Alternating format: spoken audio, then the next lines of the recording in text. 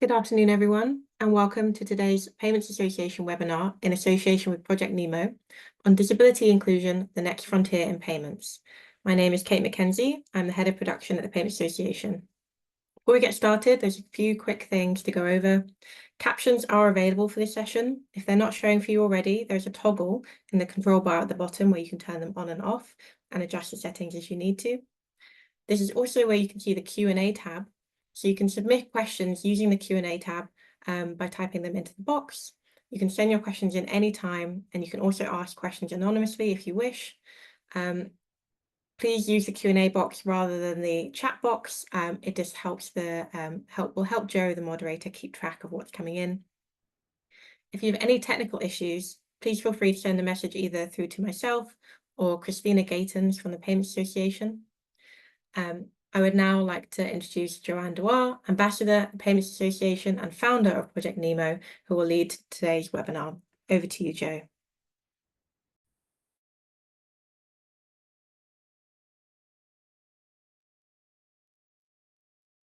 Great, thank you so much. Now, we've made great strides to broaden access to payments options, including a number of niche projects to address specific customer groups. But have we yet really considered the accessibility of all of our products and services by implementing inclusion by design? Or are we inadvertently baking in new forms of exclusion as we make assumptions about our digitally native customers? With Consumer Duty upon us and the European Accessibility Act coming into force in 2025, how do we ensure we meet expectations without impacting profitability? Does disability inclusion matter in a B2B context? And where can we go for answers? I am absolutely delighted to be joined by my distinguished panelists as we explore what we can all do to make our industry more inclusive for both the disabled community today and our future selves. So with that, I'd love to invite all the panelists to share their screens and put their mics on so that we can introduce ourselves. And one of the things that we're starting to get used to in running these panels is including a physical description of ourselves. So I'm Joanne Dewar, co-lead of Project NEMO. I'm here as a white female with my hair scraped back in a bun today and wearing glasses because I'm looking at a screen and generally found with a smile on my face. Mike, can I ask you to introduce yourself? Yes, hello, I'm Mike Adams and I am founder and creator of Purple Tuesday and Enable All. And I am a white man going a bit grey or gone a bit grey, wearing a check shirt today. And I have the Purple Tuesday branded screen behind me, not because I want to market ourselves, but because I'm in my 16-year-old's bedroom and you wouldn't like to see what's behind. Hides a multitude of sins. Whitney, can you introduce yourself? Hi, everyone. My name is Whitney Simon. I am on the Project NEMO steering committee. I am also the head of D&I Consulting at Missive, which is a B2B tech PR agency based in London. I am a Black woman with dreadlocked black hair, and I'm wearing a bright orange striped shirt with a blurred background. Great, thank you, Whitney. Chris? My name is Chris Foster. I'm the co-founder of Project NEMO and co-founder of OpenBook. I have the second most good-looking person on this screen with a bald head. I am wearing a white polo top, and it's an absolute privilege to be here.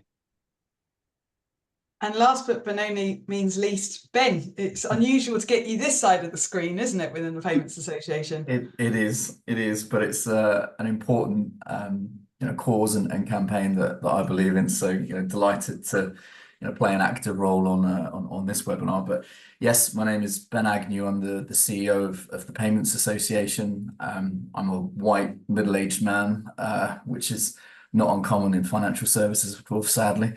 And yes, as Chris mentioned, I'm bald but with a beard, and I'm less smart, I still think, than Mike and Chris in my white shirt.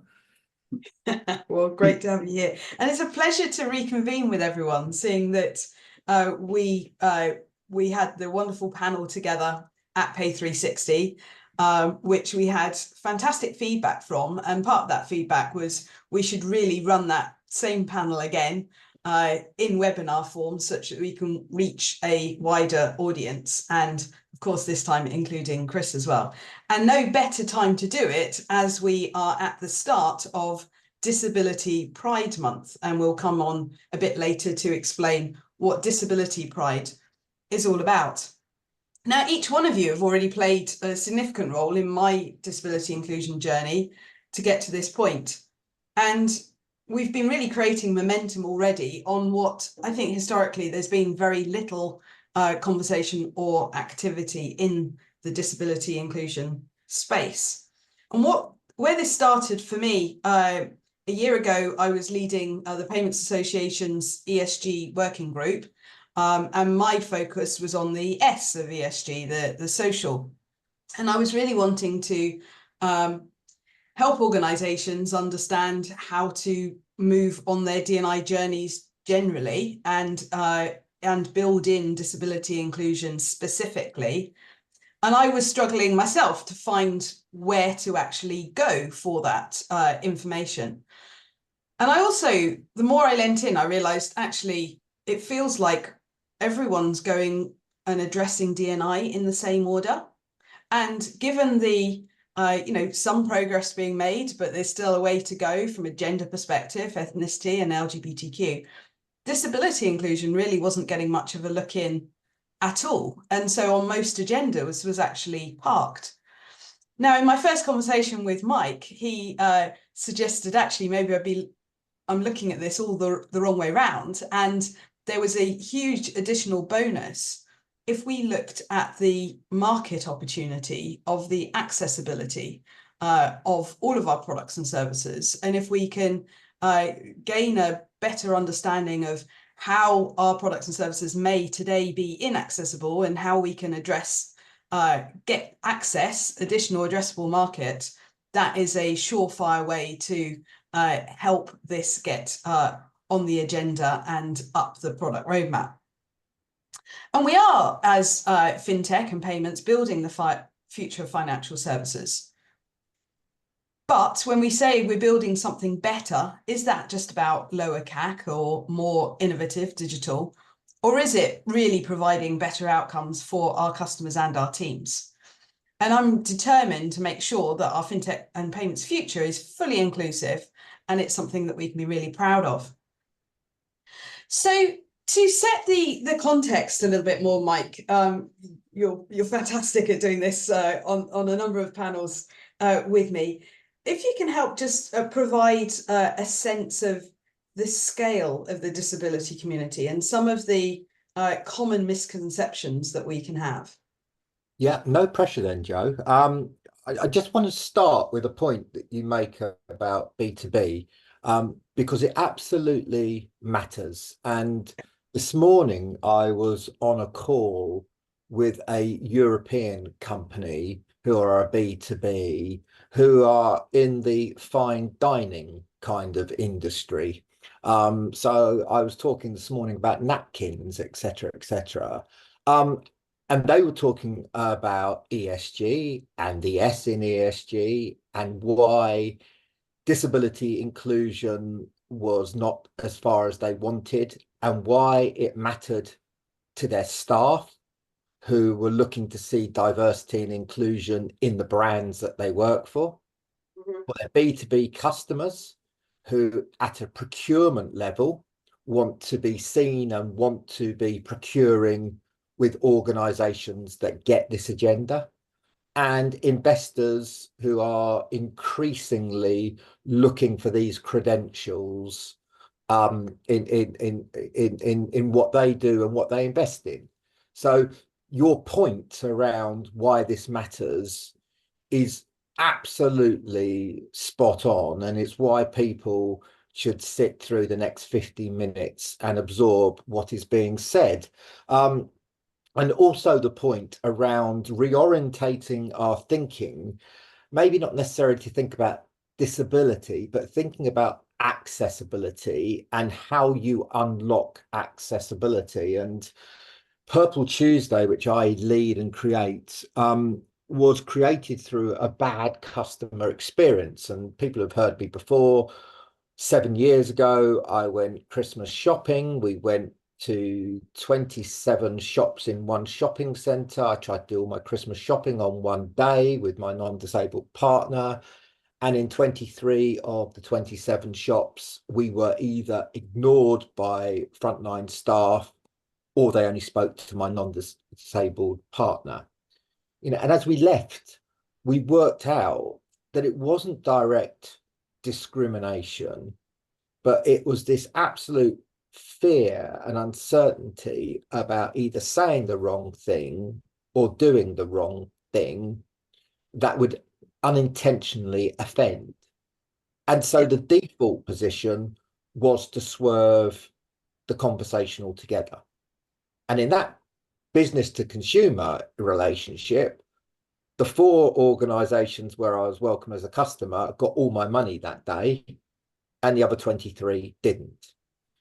This also applies in an employment context, because if you don't see beyond the disability and you make assumptions, then you miss out on a huge range of talent that happens to be disabled.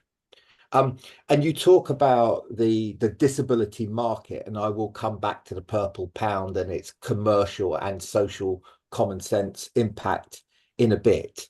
But the disability market is huge and it's valuable.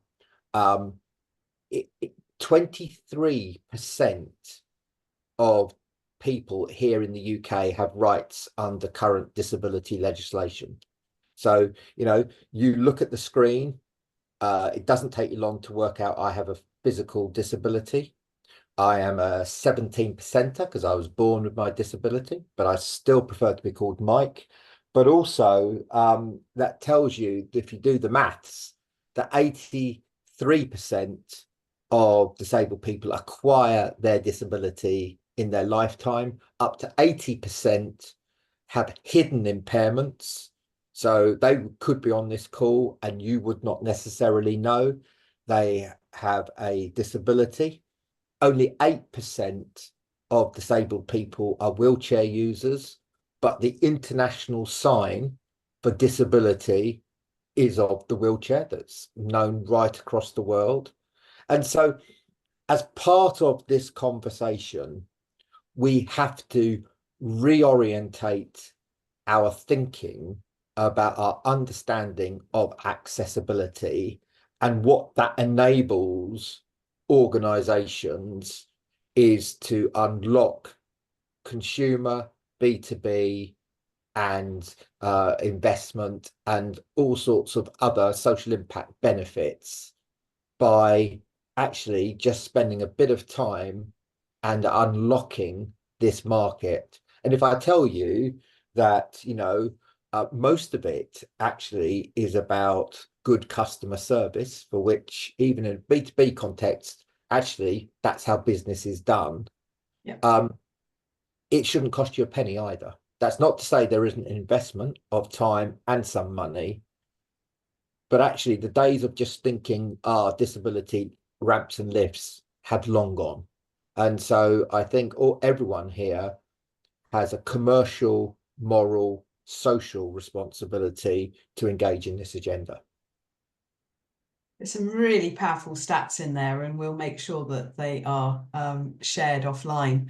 And I think just to reinforce the point that I think that where the preconception of so much of the connotation of disability equals wheelchairs equals physical access, that's kind of partly what's led a lot of the assumptions around fintech and payments to think actually there isn't such a big deal for disability inclusion because it's all online. You can access from home, you can access on your mobile app, And that's where I think we've overlooked some of the digital accessibility considerations. Now, Whitney, you're leading the D&I practice at Missive. And so you've got the focus on the internal lens on disability inclusion. Where do you think we are, and what do you think holds us back? Really great question. I think we have made a lot of really great progress, but I think we're at an interesting point where we risk stagnating. I think over the course of the past couple of years, we've seen a lot of kind of DE&I backlash, not only in the States, but also in the UK. And I think what we're seeing is that there's a lot of confusion and frustration around, I've introduced an ERG, I've done the unconscious bias training. What more can I do? What more do you want from me? And I think with organizations, they want to feel as though they can kind of do one thing, they check the tick box, and then they're able to move on. But this conversation around DE&I is something that is constantly ongoing. As a DE&I practitioner myself, I feel as though in the time that I've worked with Project Nemo, I have grown so much and learned so much when it comes to disability. And I think while for me, it's a really amazing opportunity to learn more about topics and what people are going through, it can sometimes be daunting for organizations, especially when you're thinking about organizational leaders at the top. They are notoriously time poor. And the idea of kind of taking a really nuanced, complex topic and, opening up even more nuance and context can feel really daunting. It can feel as though I'm not quite sure how I can make a difference in such a specific way. And to actually Mike's point, instead of engaging in that, asking questions, they avoid it. I think it leads to another point where with D&I internally, it feels as though people want to tackle it in kind of in a numerical order. And you've touched on this too, talking about gender, then talking about race, then talking about disability. But the issue with that is that all of those things are important, and most times a lot of people fall within those intersections. So how can we talk about each of those nuances, each of those diverse backgrounds and experiences in a way that feels truly inclusive and equal? And so I think to your kind of additional question, when it comes to really unlocking and creating truly inclusive D&I internal practices, it's about embracing the discomfort, embracing the complexity and the nuance, and approaching your D&I efforts not in a kind of siloed way, but thinking about it holistically. How can we create a space for our employees who have a disability, who might be people of color? How can we support those employees who have multiple disabilities?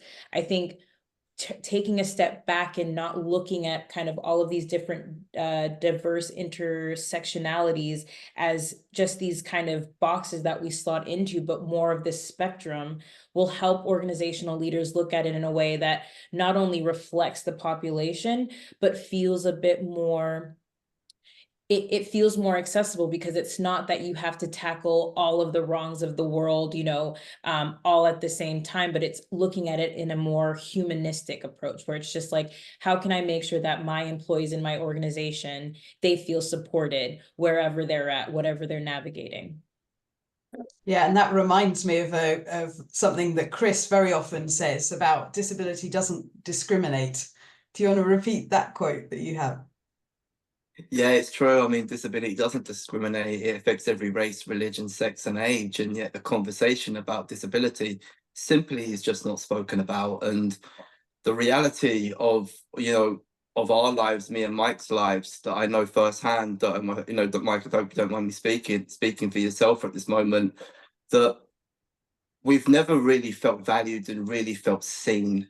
And I think one of the things for me personally is that now is the time of where the disabled community just will not tolerate that anymore. And I think that's something I know firsthand when I see the younger generation that are just so unapologetic, and it's just beautiful to see.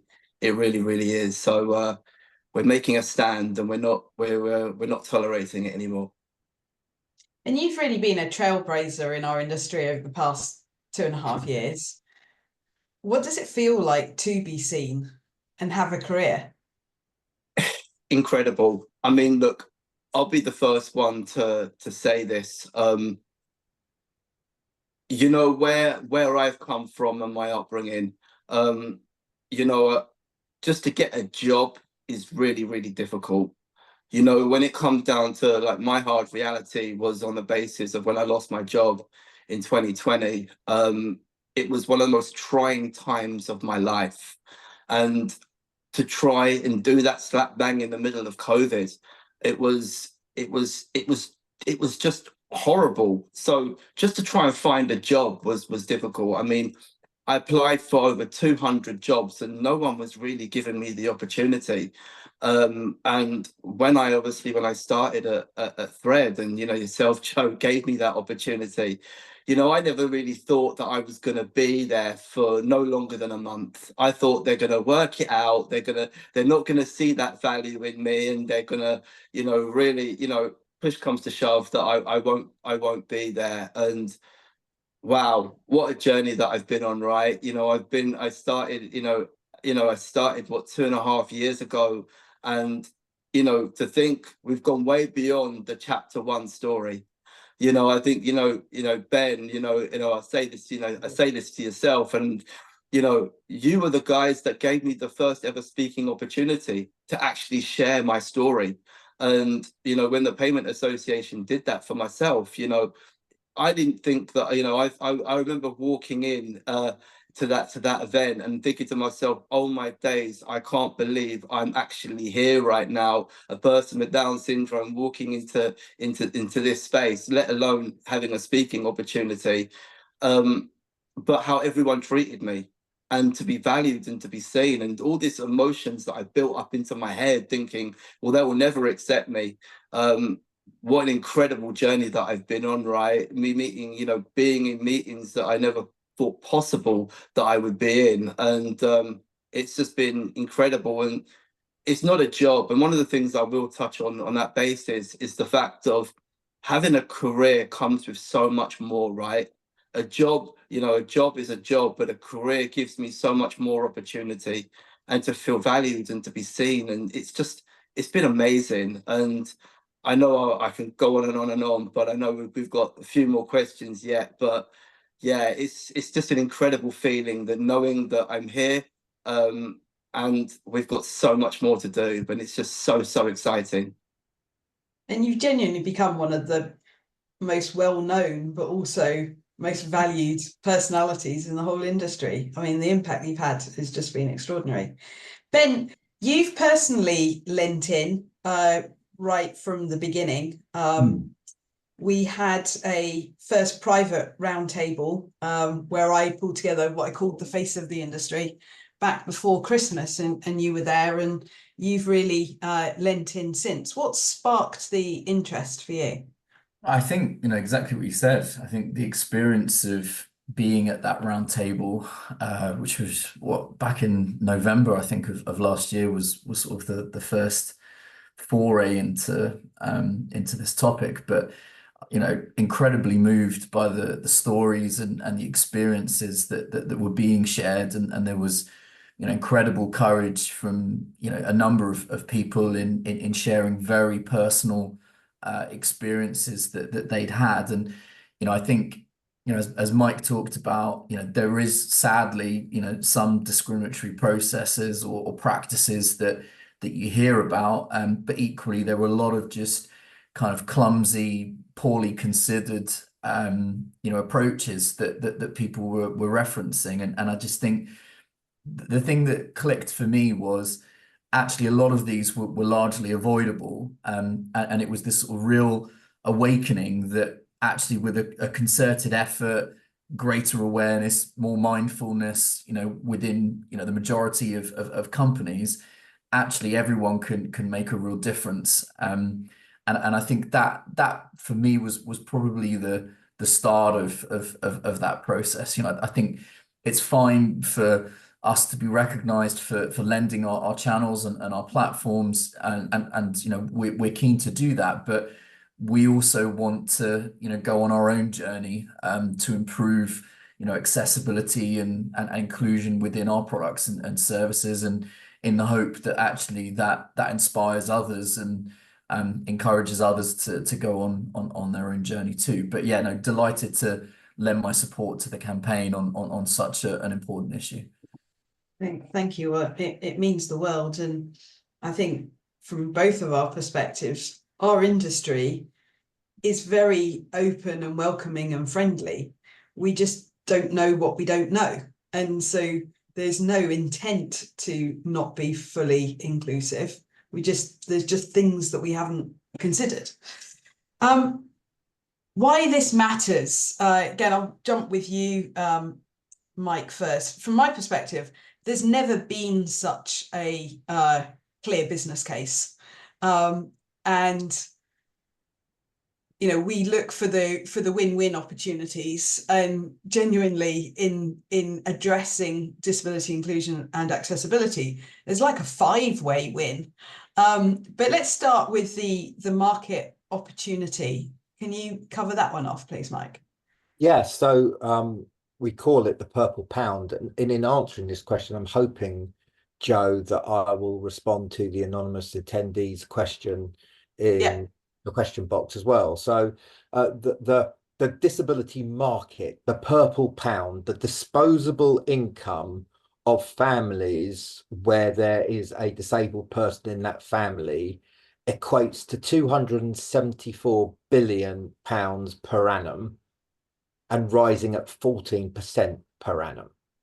And I always just had to clarify this because people think it's my number, but it's not. It's Labour statistics government numbers. So you know, that's where we are.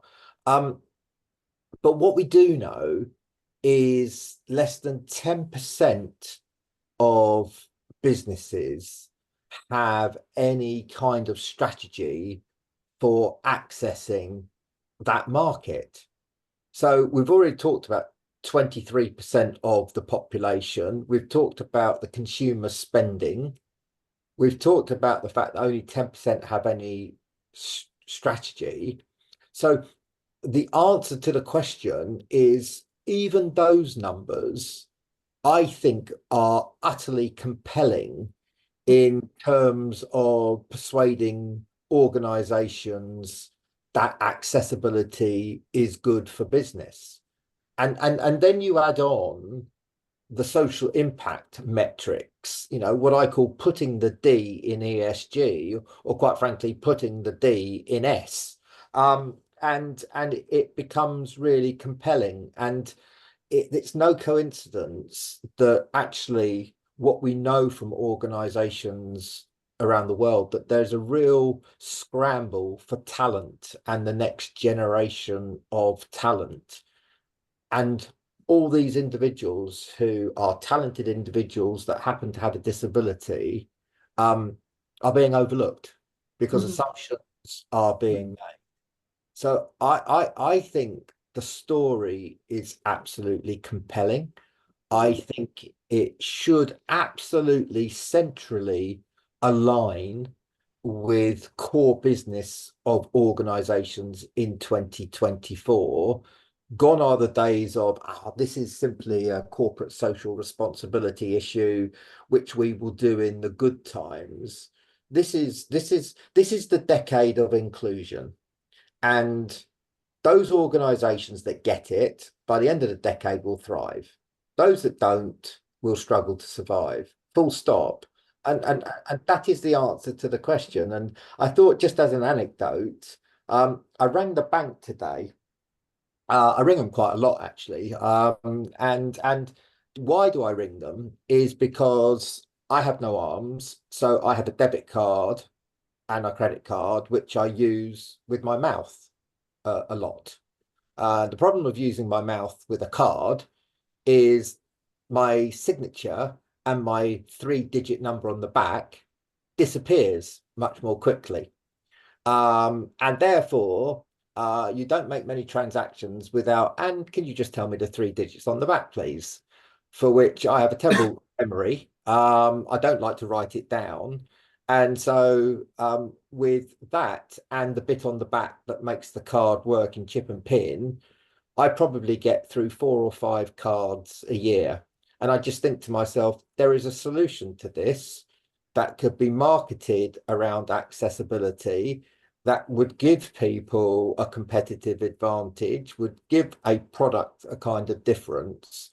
So I'm just throwing that out there, Joe, because one, it's happened to me today. Yeah. And in different ways and different accessibilities, this is a daily occurrence for a huge bit of the market. And with a bit of innovation and creativity, organizations and people listening to this can make a huge impact to the day-to-day lives of disabled customers. That's super helpful to have very specific current example. And one of the things that we've discussed quite a bit is you don't need to sort of understand the detail of the specifics of a disability.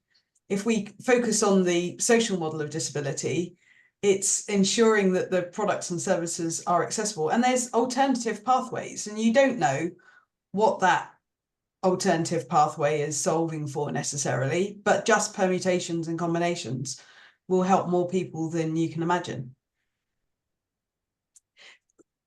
Whitney, from a D&I perspective, one of the things I've been focusing on with disability inclusion is it helps and enforces the focus on the inclusion bit as opposed to diversity. And focusing on the inclusion ultimately benefits everybody, doesn't it? It absolutely. What have you seen there? I think to Mike's point, I think the reason why when we talk about D&I is that inclusion bit is so important, and the equality bit too is that you can fill a room with people from different backgrounds. So from an ability perspective, from a race, gender perspective, if you're not giving them the foundation to actually serve, to thrive, to succeed, that diversity is not going to last. And so I think what we often see with organizations is there's this push to get more people with disabilities for the sake of this conversation. But then when it comes to the office space, they don't have the foundations in place to help someone who does have a wheelchair, or to Mike's point, they do not have the infrastructure or the resource to support someone who doesn't have any arms. And so diversity falls flat if there isn't that intention, there isn't that awareness of we actually need to shift our culture. And as a result, as Mike said, we miss out on a lot of incredibly talented people, because ultimately we're in a space where, especially in the fintech industry, we're trying to innovate on an industry that has been here for a long time. And we're not going to be able to do that unless we have people with differing abilities, different perspectives. And so I do think when people think about D&I, I always encourage them to think about that inclusion bit primarily, because if you're truly able to create a workspace where everyone can come in and feels as though I will have opportunities to succeed, I'll have an opportunity to build a career, as Chris touched upon, that diversity will come because it feels authentic. It's not just something to post on a marketing website. It's not just something that's done, during Disability Pride Month or Black History Month. It is an ethos that is continuing. It is something that the organization is truly invested in, and those people will come. Yeah, no, exactly. And the finding the sense of purpose is absolutely paramount, isn't it, Chris? Yeah, absolutely. I mean, when I look again, I'm looking at my own life, right? And where I've been in my life, and really trying to find my sense of purpose in life, and really trying to find my fate. And I think one of the wonderful things is that people took time with me. Right, they took time with me they invest in me, and when they've done that, I begin to see my purpose. I say this all the time. It's only been the last 4 years of my life that I've actually started to start living in my own purpose, in my own journey. People that believed in me and actually said, you know what, Chris, you have a voice and you can champion inclusion. And I was like, me, really? And just through that sense of direction and people believing in me, I begin to get that real realization that actually I'm actually meant to be here. I haven't just, it may feel that I've just fallen into fintech, but the reality is I feel that the wonderful thing is the individuals that we've met through this journey and the stories that have been told, I'm beginning to realize this is what I'm supposed to be doing. This is where I'm supposed to be, and finding that sense of purpose and joy has really given me that sense of belonging. And I think that's what we all really want right now, that sense of belonging. And I really do feel that, in this industry. And I'm just super excited to knowing where this project is going, but more importantly, where the industry is going. And I'm just so thankful that these voices here right now are championing that. And I just believe wholeheartedly that we're going to be taking this bigger and bigger and bigger, So yeah, it's been incredible. Brilliant. And Ben, it's you can really see if you can get the employee satisfaction, the ENPS piece working well through looking after your staff, then there's a very tight tie-in, isn't there, to between the ENPS and the customer satisfaction side of things. I think so, yeah, for sure. I mean, as a business, we're very much a people business. We don't really have a physical product. So, actually we're facilitating connections and partnership opportunities. We're coordinating a sort of unified voice of our members for key pain points in the payments industry. We're looking at developing the right level of learning or insight for different companies, but that's driven by people. So in that respect, your staff being engaged, being comfortable in their space of work, being motivated, wanting to make a difference, that absolutely shines through in how they engage, with our members, our clients, or the wider industry. So, I think that is incredibly important, but I don't think that's, isolated to us. I think the important thing, and we've touched on it a little bit, when we talk about fintech, really, it's an industry that was built on, being able to identify unmet needs and being able to move, fast, with, an agility to it. And, I think driving positive change, improving products, improving customer journeys. So in that respect, as an industry, we should be amazing at, making products and services more accessible, more inclusive. And, I think we talked about it as well, Joe, but I don't see this as sort of an additional cost overlay on an existing product that's, been planned.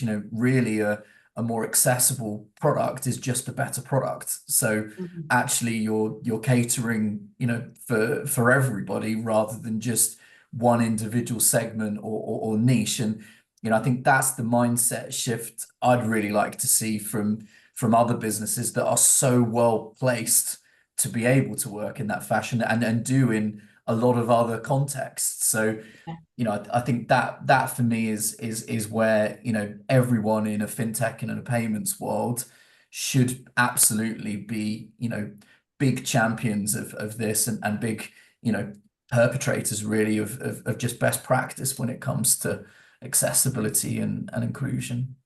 And the bit that I'd add to that is the ability to leverage the very latest technologies that are making things more accessible at speed and getting comfortable with switching on those accessibility options within our products and services. Business time's running on, so I'm just going to cover this bit very quickly because the business case isn't just about the opportunities. There are some sticks there as well. Sort of not least what needs to be considered from an Equality Act perspective. We've had Consumer Duty that came into force last year, which is focused on vulnerable customers.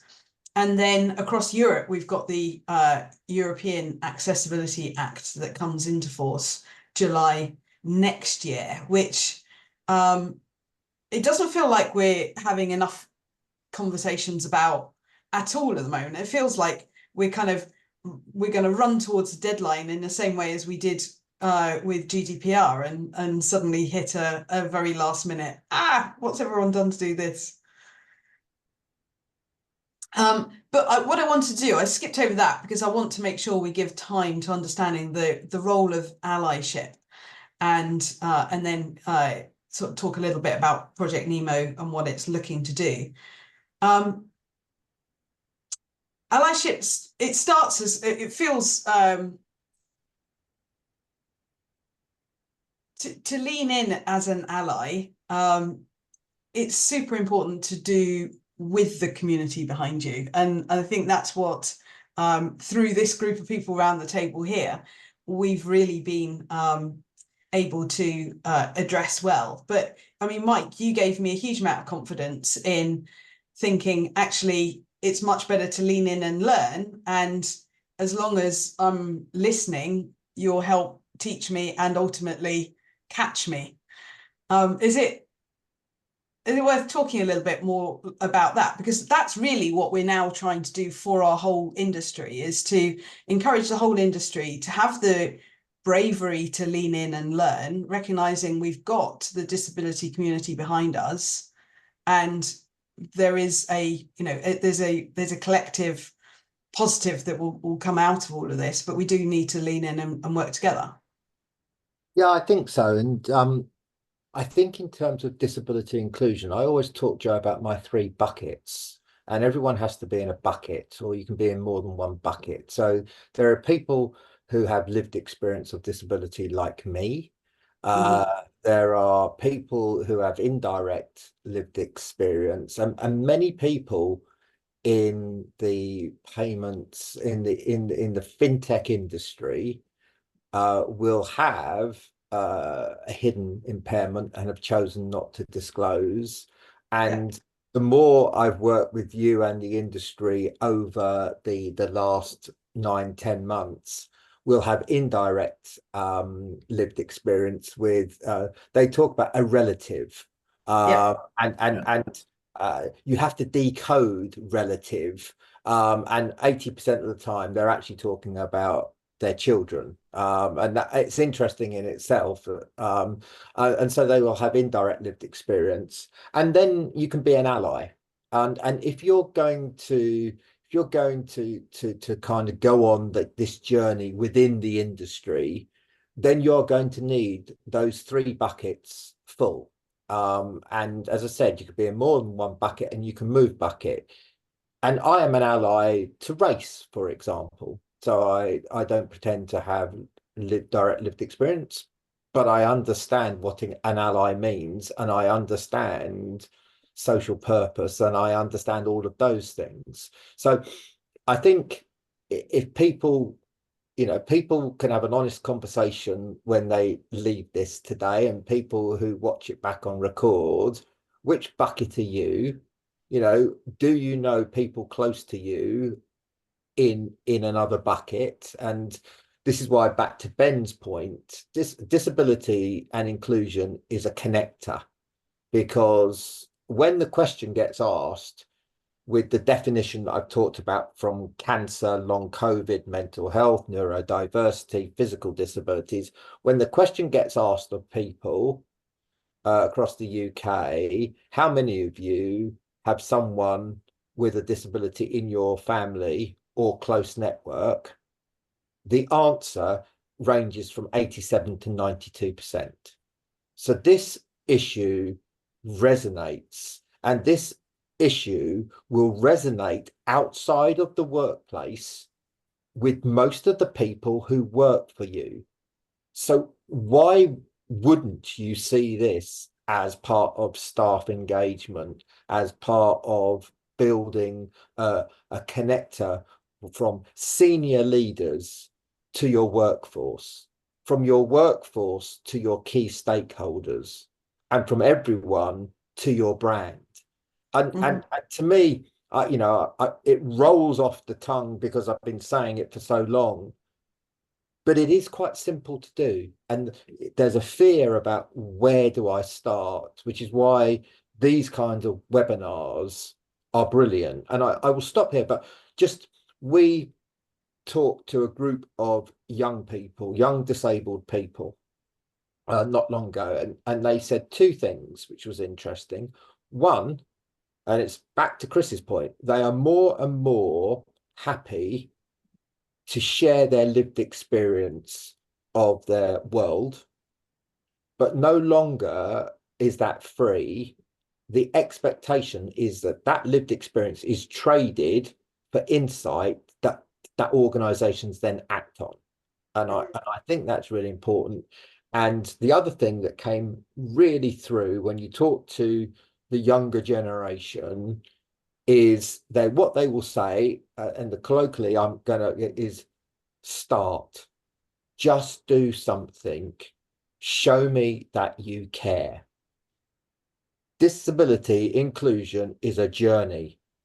And if you feel that you have to take a risk position on this, and I could give you, and I won't because we do not have time, an organization who is doing a lot in this space and has made a decision because they think it's a risk reputation if they get it wrong.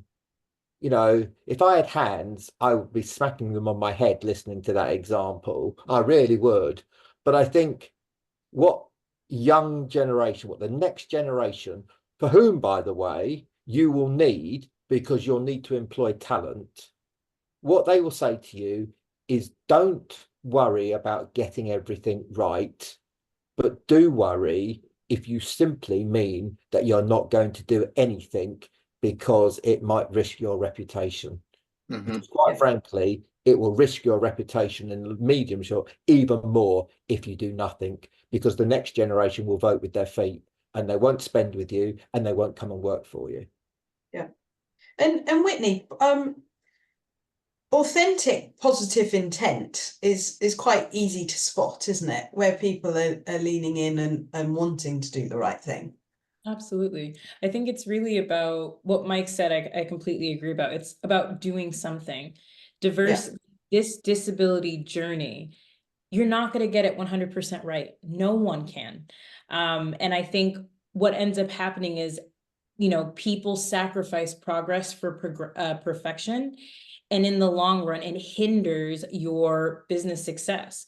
I also think it's about recognizing that, you know, intent is really fantastic, but you know, that impact piece is what's really important. It's about going out there, doing your own learning, joining these webinars, going to different events, meeting people, having these conversations, you know, becoming an ally. It can start just by joining this webinar, and then after that kind of going to your business and thinking about how can we do more to support people in the organization with the disability. It really is as simple as just starting, doing one thing, and being okay with the fact that you may get it wrong, but that is okay. And that's what's, you know, that's what's been the dawn of Project Nemo, because time and time again, as I've been speaking in isolated events, you know, Chris and I have had a string of people coming up to us afterwards saying, you've got to turn this into something, you know, you need to do something because, and actually after the because and a pause, to Mike's point, they say, actually, it's really important to me because of my son, my daughter, my nephew, my cousin. And key to all of this, Chris, is that impact on families, isn't it? And the importance of hope for that next generation in particular. Absolutely. I mean, I'll always remember, Ben, when I had the opportunity to speak at the Payment Association, I went there so forcefully, right? I was like, right, I'm gonna speak to the CEOs who are going to be listening to me right now and say, I want to see more people with disabilities work within the industry. And what come up was people coming up to me and saying, my son, my daughter, you've given me hope. The fact that my child could actually work within an industry.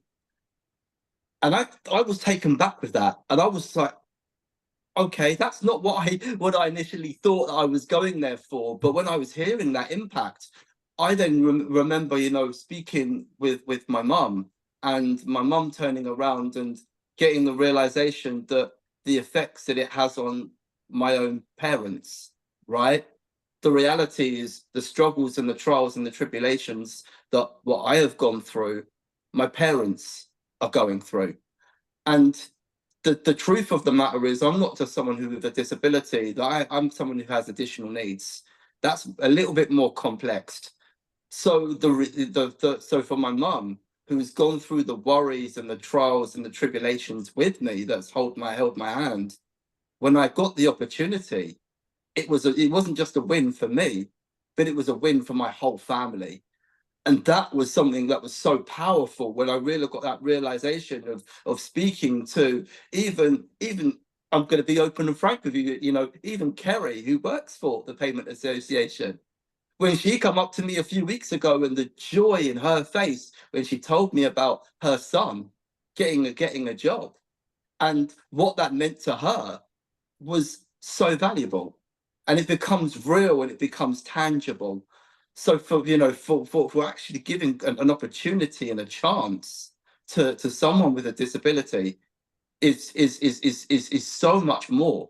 And we this is the, you know, the hard truth. This is my reality. This is my life, and this is something that, you know, what's so wonderful about this journey and about this story is being a ray of hope to so many people, and, you know, people that can do these jobs with excellence.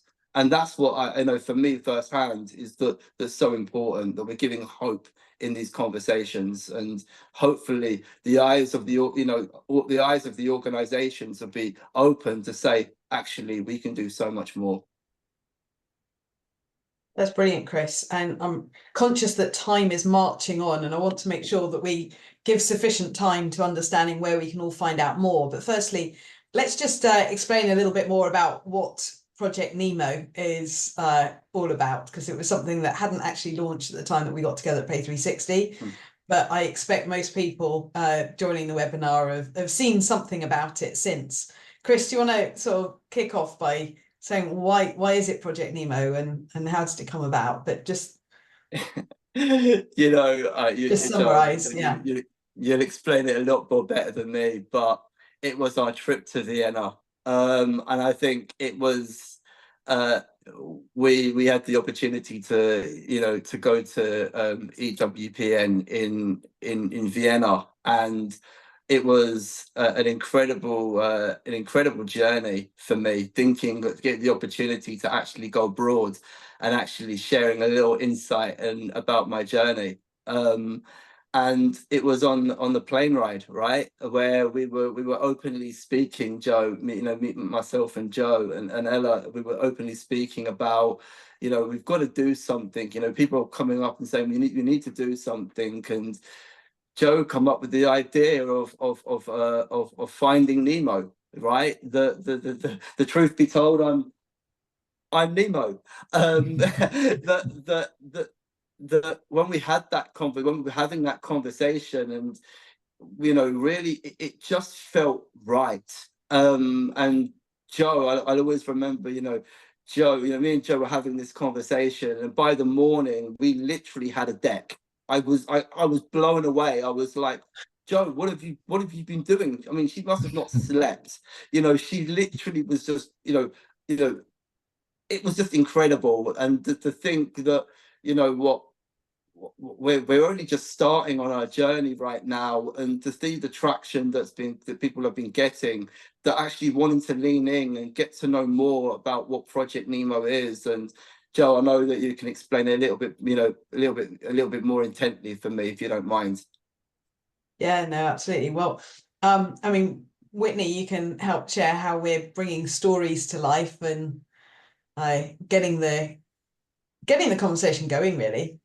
Yeah, I think, you know, as we've all seen with Chris, like, why this topic is so important is because it touches so many people, whether they realize it or not. And I think what we want to do with Project Nemo is really focus on raising those voices of people within the community who who have so much to give, so much to share, and unfortunately haven't necessarily been seen. And so as part of kind of the network that we have built, it's bringing together different organizations that are all focused on championing disability, inclusion, and visibility. Whether it's by doing these panels, whether it's by creating resources for organizational leaders in terms of who are the organizations that I can go to, like Mike at Purple Tuesday? What are the resources that I can access? How can I start the conversations with my senior leaders? We want to basically create a network, providing the connections, the resources, the access, the learnings to starting that disability inclusion journey in the fintech spaces. And as part of that, just also raising visibility of incredible people like Chris as well, because I think throughout this panel, we've touched upon how this isn't something that's just specific to a small subset of people. Disability touches all of us in different ways.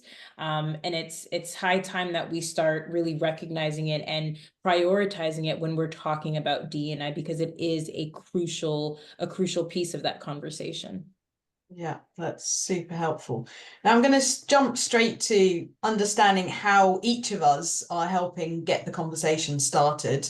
And please include within that how people can learn more about you and how you're able to support. Mike, over to you. Yeah, it's been brilliant. And in some ways, I always say about these things, it's brilliant for participants to hear, but no good if nothing then happens. And, you know, warm words have to translate into small actions that can make a huge impact. And I think part of Purple Tuesday is holding the hands of organizations as they go through the practicalities of making the changes at the pace of the organization and the right interventions, recognizing that organizations don't always know the answer and need to build the confidence of the people who do know the answer, that are probably allies and disabled people with lived experience within the organizations for which they work. And I think that's really important. And just as a plug, because it goes out in 3 minutes, so I write a LinkedIn post twice a week, which talks about the realities of living with a disability and why disability inclusion matters. And there is so much out there at the moment around the answers to some of the questions. And I think organizations, there's no real excuses anymore not to get involved. I think the questions that have to be asked is, how best placed are we? What are the first steps that we take? So it's been a real pleasure to be involved today. And thanks, Mike. And with Purple Tuesday, you can support doing audits for organizations to know where the start point is and what needs to be focused on. And also you have the celebration day, Purple Tuesday, in November, which we'll share more about on our LinkedIn page. Whitney, you're able to support organizations on their D&I journeys, aren't you? Yes, absolutely. It has been a true pleasure to speak alongside everyone on this panel. At Missive D&I Consulting, what we're rooted in is having crucial conversations. I think the theme that we touched upon a lot during this is that a lot of people avoid the conversation because they're scared of getting it wrong. They're scared of making mistakes. And to truly make an impact and to move the needle forward on disability inclusion and wider D&I is about being able to have those conversations, ask questions. And so we do D&I trainings and workshops, which is focused on creating safe spaces to ask those questions, to learn more, to embrace the discomfort, so that when it comes to making policies within your organization, they truly feel meaningful and impactful. So, I mean, really, really, again, an honor to speak on this topic, and just really excited to see how off the back of this webinar, we see more people embracing in those conversations and taking that action. Brilliant, thank you. Ben, we've got a new Disability Inclusion Award that the shortlist is being announced later today. later this evening, in fact. So yeah, stay tuned for that. But yeah, it's about recognizing, progressive initiatives from companies that, are supporting people with additional needs or disabilities. And I think the hope is that inspires others to have the confidence to, really embrace, making changes within their own business or within their own sort of products and services. For ourselves, we are early in our journey, but again, we want to lead the charge for the wider industry. We want our members and other parts of the payments and the fintechs, to really look at accessing freely available resources and the sort of expertise that Project Nemo is making widely available. So yeah, I think the big thing for me is it's okay to feel a little bit awkward at the very start of your journey, but there is support there. And to your point earlier, Joe, it's okay to sometimes make a mistake or not get everything right, absolutely immediately. It's an iterative process, and I think the intent is there, that's the important thing, that people do support this and do begin their journey. That's the first step. Brilliant, thank you. And we're certainly going to be loading up the resources that we have created and discovered on the ESG resource library on the Payments Association website. Chris, any final thought from you? We're over time, so I'm not sure if we're actually going to get cut off. I think just start. I mean, I think everybody is saying the same thing right now. Just start. Just start your journey. Listen to what every panelist has been speaking about right now. I'm a proud ambassador for Purple Tuesday and the great work that they do. Honestly, if you don't know about Purple Tuesday, please go and check out what Purple Tuesday are doing. And Missive, you know how I feel about you guys. I love you to bits, and honestly, just start. Please connect with every individual here today and just start your journey and how important it really is. And I think my final call to action is that fintech as a whole industry is still in its infancy. We can course correct pretty easily at this point. We are the architects of this industry, and we can ensure that fintech is making payments for everyone. And that was always the intent. So thank you all for your time and insights. Mike, Whitney, Chris, Ben, thanks all to those listening. And please find out more on projectnemo.co.uk or our LinkedIn page that we are sharing a whole suite of information. So thanks for joining. Thank you. Thanks very much, everyone. And thank you to all of our speakers. It was a really insightful and inspiring session. And thank you to everyone attending as well. If you do have any questions, please contact Christina Gatens at the Payments Association. You'll also shortly be receiving a survey on the webinar. We really appreciate it if you complete this and provide your feedback. We'll also send around a link in the next 24 to 48 hours where you can view a recording of the webinar. But on the behalf of the Payments Association and all our speakers today, thank you for joining us and have a great rest of your day. Thanks again. Bye.